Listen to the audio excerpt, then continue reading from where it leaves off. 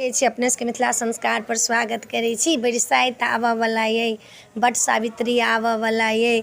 नव नव जिनका विवाह भेल छनि से बड उत्सुकतामे, जिनका पुरानो विवाह भेल छनि सेहो बड उत्सुकतामे 5 वर्ष तक नीकसँ लोक पूजै छै बरसाइत बट सावित्री नीकसँ लोक पूजै छै। आब सब जातिमे ई बरसाइत होबऽ लागल।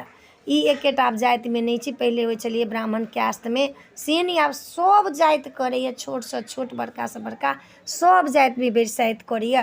तऽ अपने सबके मुहूर्त बतबै छी। 30 मईके बरसाइत अइ, 30 मईके बरसाइत अइ, सोमक दिन पड़ैए।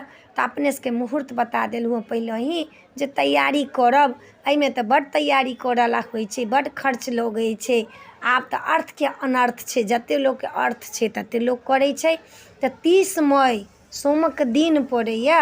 तऽ अपने सब बरसाइतके मुहूर्त देलहुँ हँ। एहि वीडियोमे इएह छलै। अपने सबके नीक लागत तऽ चैनलके सब्सक्राइब करऽके, लाइक करऽके नहि बिसरबै, कहऽके नहि बिसरबै। जय मिथिला, जय माता जी।